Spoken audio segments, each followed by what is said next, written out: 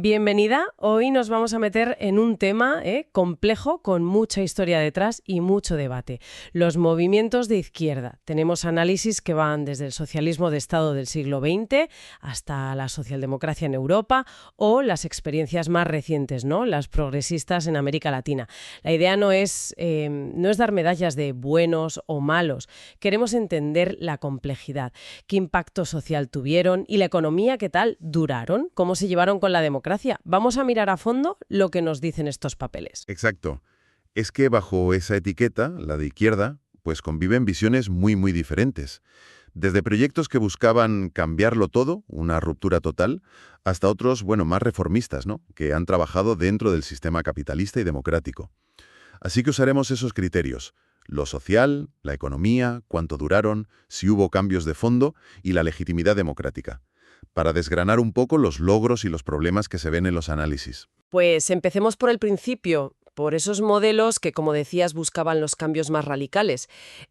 Abolición de la propiedad privada de medios de producción, planificación central. Estoy pensando en la URSS, la China de Mao, Cuba. ¿Qué balance hacen las fuentes de ese socialismo de Estado? A ver, aquí los análisis ponen sobre la mesa un contraste muy fuerte. Por un lado, sí, destacan logros sociales iniciales que son innegables.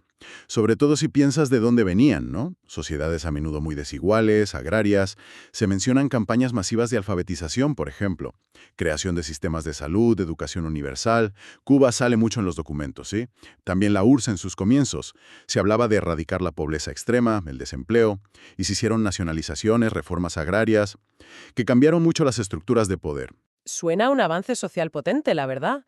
Pero, claro, supongo que los documentos también hablarán del coste, ¿no? Exacto, y ahí es donde la cosa se pone más sombría. Los análisis son muy claros al señalar que el precio en libertades fue altísimo. Hablan de restricciones muy severas de derechos civiles, políticos, de represión sistemática de la disidencia, y de aparatos enormes de vigilancia, de control social. La legitimidad democrática, si la entendemos como pluralismo y elecciones libres, pues era casi nula. Se usaban conceptos como dictadura del proletariado, democracia popular. Pero en la práctica los documentos describen regímenes de partido único. Sin competencia real, sin alternancia. En China, por ejemplo, se detallan las consecuencias terribles de políticas como el gran salto adelante con hambrunas enormes o la revolución cultural. Purgas, represión brutal. Uf. Y en lo económico. La gran promesa era superar al capitalismo. ¿Se cumplió eso, según estos estudios? Pues los resultados económicos que describen las fuentes son, ambivalentes al principio, pero a la larga, negativos. Se reconoce una capacidad inicial para mover recursos, la industrialización forzada en la URSS, por ejemplo, o el esfuerzo bélico. Pero a medio y largo plazo, el modelo de planificación centralizada mostró, según estos análisis, problemas estructurales muy serios. Una baja eficiencia crónica, mucha rigidez para adaptarse, escasez de bienes básicos, niveles de vida que se estancaron o quedaron muy por detrás de Occidente. Y en el caso soviético, el colapso final del sistema económico. Y si miramos experiencias más recientes que invocaron ese legado, como Venezuela con el socialismo del siglo XXI, los documentos describen cómo esa mezcla de dependencia extrema del petróleo y ciertas políticas llevó a hiperinflación, una recesión brutal, una crisis humanitaria tremenda, que acabó revirtiendo muchos logros sociales iniciales. Cuba, por su lado, se describe como muy dependiente de ayudas externas. Primero la URSS, luego otros. Parece haber un patrón común en los análisis: el fracaso en diversificar la economía más allá de unos pocos sectores o recursos. Llama la atención que, a pesar de esos problemas económicos y de libertades que mencionas, algunos de estos regímenes duraron muchísimo tiempo, décadas. ¿Cómo explican las fuentes esa longevidad? Es un punto clave, sí. Duraron mucho, más de 70 años la URSS, y aún hoy siguen modelos parecidos en China, Cuba, Nicaragua. Sin embargo, los análisis no lo achacan a un éxito continuado o a una legitimidad democrática fuerte. Lo atribuyen fundamentalmente al control autoritario. Se apoyaron en estructuras de partido único, el Partido Comunista en China y Cuba, el FSLN en Nicaragua, el PSV en Venezuela, que monopolizaban el poder. Y en la represión de cualquier oposición. No había mecanismos reales para la alternancia democrática.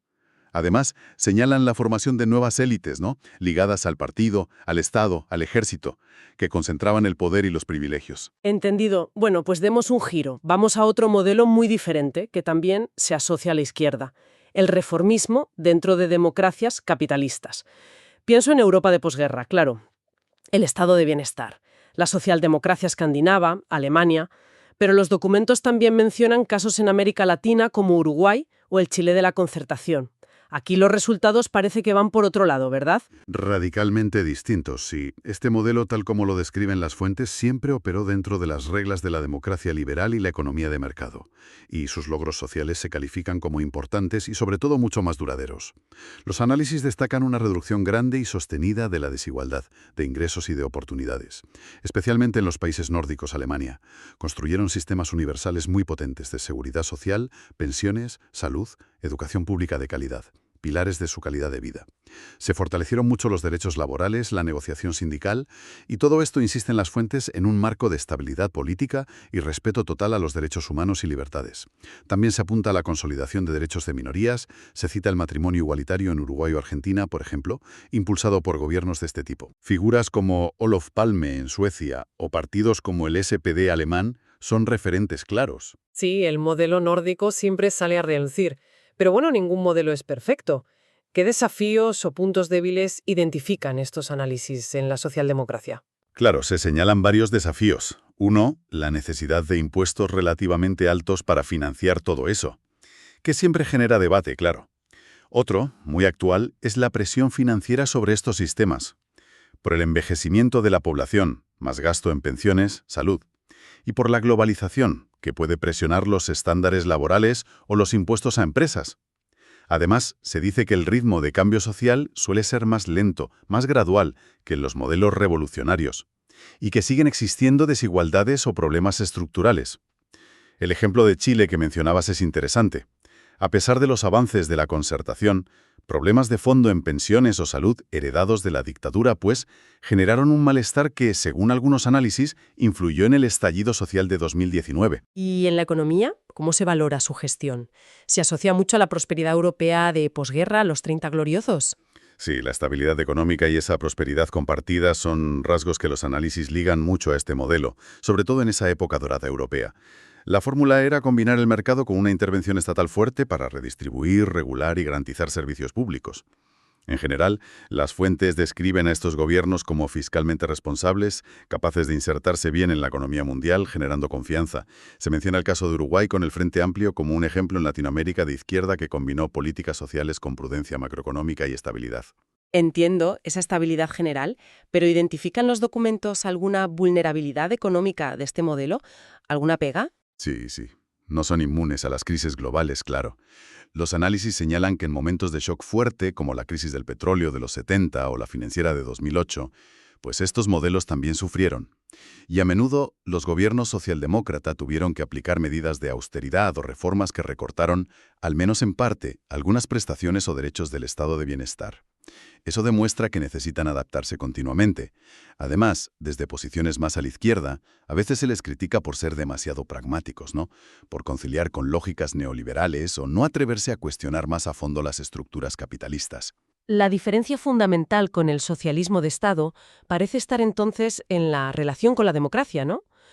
¿Cómo abordan las fuentes esa cuestión de la duración en el poder y la legitimidad democrática? Es la diferencia clave, sí. La que más se resalta en los análisis. La socialdemocracia ha sido una fuerza política muy influyente, muy duradera en muchos países, pero siempre compitiendo en elecciones libres y aceptando la alternancia cuando perdían. Han gobernado mucho tiempo, sí, pero también han estado en la oposición, demostrando que están plenamente integrados en el sistema democrático pluralista. Por eso, su legitimidad democrática se considera muy alta. Se basa en el respeto a las reglas, al pluralismo, a la separación de poderes, a la negociación social. Los ejemplos de Uruguay, el Chile post-dictadura con la Concertación e incluso las fases más reformistas de Boric se citan como muestras de ese compromiso democrático en América Latina. Vale, muy claro. Y esto nos lleva al fenómeno más reciente que tratan los documentos, la llamada marea rosa en América Latina a principios del siglo XXI. Gobiernos como Lula en Brasil, Evo Morales en Bolivia, los Kirchner en Argentina, llegaron al poder democráticamente, con mucho énfasis en redistribuir, en la inclusión social, la soberanía y en un contexto económico muy bueno por los precios altos de las materias primas. ¿Qué visión global dan las fuentes sobre esta etapa? Aquí los análisis pintan un cuadro más complejo, sí, con luces y sombras muy marcadas. Entre las luces se subraya una reducción importante, a veces histórica, de la pobreza y la desigualdad en países clave.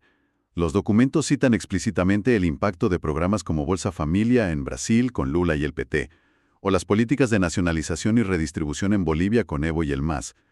Hubo una expansión notable de las clases medias y más inclusión política de grupos antes marginados como los movimientos indígenas en Bolivia o Ecuador.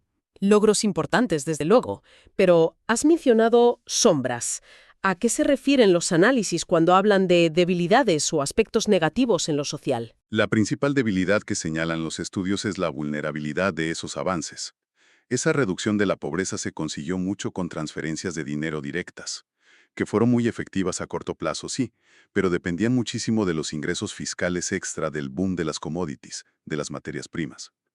Los análisis argumentan que cuando ese ciclo de precios altos se acabó o las economías se enfriaron, pues esa dependencia hizo que los logros fueran frágiles, y en algunos casos reversibles. Venezuela es el caso extremo, donde la crisis barrió con los avances, pero las fuentes sugieren que esa vulnerabilidad estaba ahí, en distinto grado, en otros países también. Es interesante esa conexión entre lo social y la base económica. ¿Y qué dicen del manejo económico durante la marea rosa? Mencionaste la dependencia de las materias primas. Exacto. Hubo un tiempo inicial de relativa estabilidad, sí, por esos ingresos extraordinarios de exportar petróleo, gas, minerales, soja. En algunos casos, como Uruguay o Chile en esa época, se reconoce una gestión macroeconómica bastante ortodoxa, prudente, pero el gran problema estructural, el que casi todos los análisis identifican como el principal fracaso de este ciclo, fue seguir e incluso profundizar en el modelo extractivista.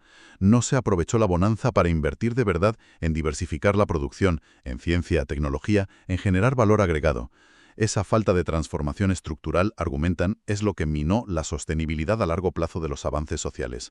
Además, con el tiempo, surgieron o empeoraron problemas como la inflación, la deuda pública en algunos sitios y escándalos de corrupción muy sonados, como el caso Lava Jato en Brasil, que hicieron mucho daño a la confianza. Y en términos de democracia y poder, ¿cómo evalúan las fuentes a estos gobiernos? Llegaron por las urnas, decíamos, pero a veces se oye hablar de tensiones institucionales. La evaluación es mixta, sí, y varía mucho de un país a otro. Duraron bastante en el poder en varios casos, con reelecciones. El PT en Brasil, más de una década, el MAS en Bolivia incluso más, el kirchnerismo en Argentina también fue largo. Pero es importante decir que la alternancia política acabó llegando por vía electoral en países como Brasil, Argentina o Uruguay. Su legitimidad democrática de origen era clara.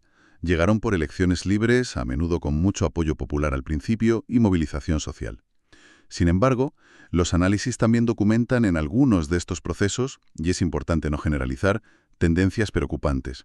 Se habla de intentos de concentrar poder en el presidente, de relaciones tensas con la prensa crítica o el poder judicial, de iniciativas para cambiar constituciones buscando la reelección indefinida, como pasó en Ecuador o Bolivia. Aquí los documentos son muy claros al diferenciar y poner a Nicaragua y Venezuela en otra categoría, ya fuera del marco democrático y más cerca del autoritarismo, del socialismo de Estado, por cómo se han desmantelado libertades e instituciones básicas. Vaya, parece que esa dicotomía tan simple de mártires de la justicia contra villanos de la opresión que a veces se oye, pues, se queda muy corta para entender todo esto que describen los análisis. Totalmente. Es una simplificación que ignora la complejidad histórica y la variedad de experiencias. Los análisis invitan a mirar los matices. Por un lado está esa cara de la esperanza, ¿no? La que ha movilizado a millones. Buscar justicia social, igualdad, defender a los débiles. Las fuentes reconocen los logros reales del estado de bienestar europeo en mejorar la vida de la gente. Recuerdan el papel histórico de la izquierda en América Latina en luchas anticoloniales, por la soberanía, por los derechos humanos, contra dictaduras. Figuras como Allende, en Chile, son vistas por muchos, según se ve, como símbolos de esa lucha, más allá de los problemas económicos de su gobierno. Y movimientos sociales de base como los zapatistas en México o el MST en Brasil, pues siguen representando esa aspiración a la dignidad, a la autonomía.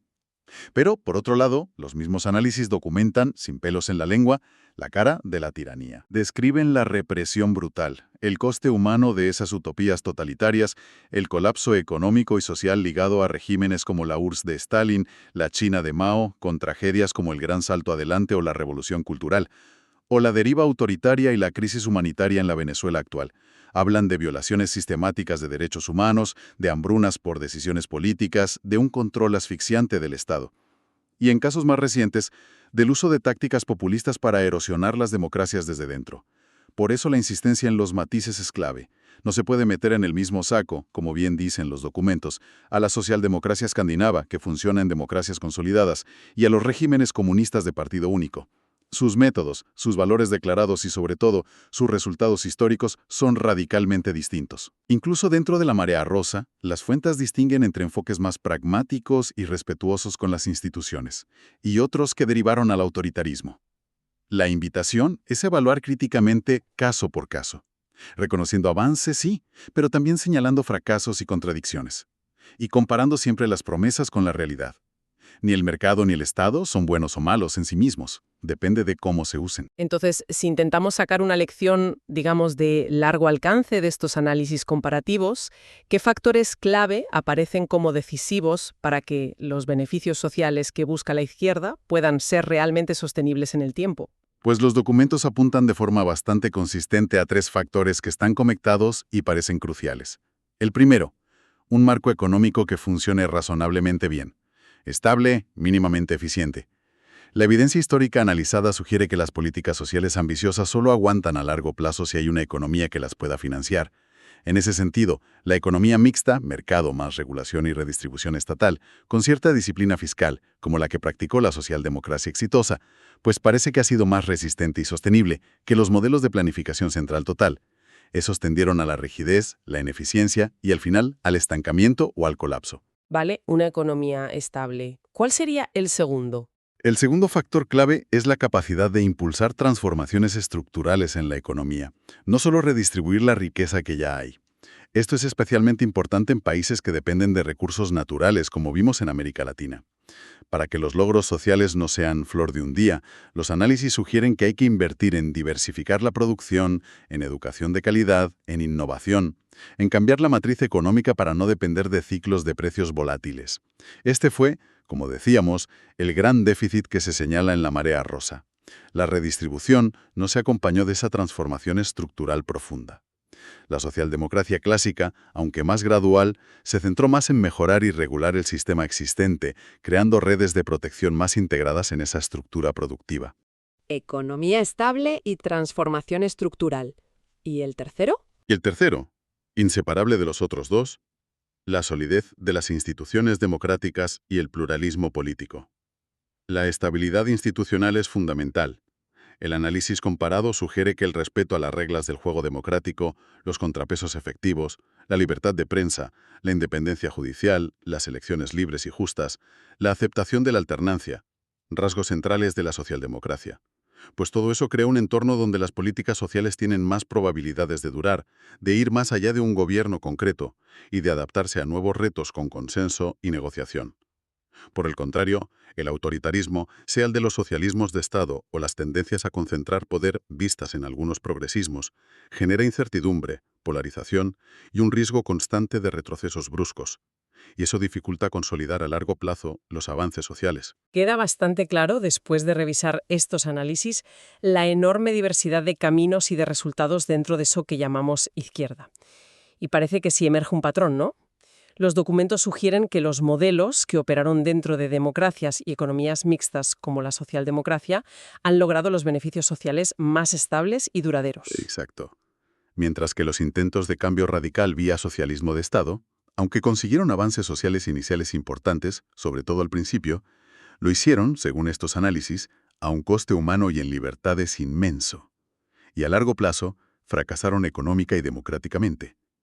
La experiencia más reciente de la marea rosa en América Latina muestra una historia con más matices. Logros sociales importantes, sí, sobre todo contra la pobreza, pero cuya sostenibilidad quedó en duda por esa falta de cambios económicos estructurales y, en algunos casos, por tensiones con la democracia. Comparativo es quizá esta. Vista esa asociación histórica frecuente, que documentan las fuentes, entre los intentos de transformación social muy radical, muy profunda, y el debilitamiento o incluso la eliminación de las libertades democráticas, ¿qué caminos hay hoy? ¿Cómo se puede buscar legítimamente más justicia social, reducir drásticamente las desigualdades, de forma efectiva y duradera, pero sin caer en esas derivas autoritarias y sin poner en riesgo la estabilidad económica básica que permite sostener los avances, sobre todo en el mundo actual, tan complejo, globalizado, con mercados tan volátiles? Esa tensión entre la profundidad del cambio que se busca y la necesidad de preservar libertades y estabilidad parece una cuestión central no resuelta. Un desafío clave para cualquier proyecto que hoy se diga de izquierda.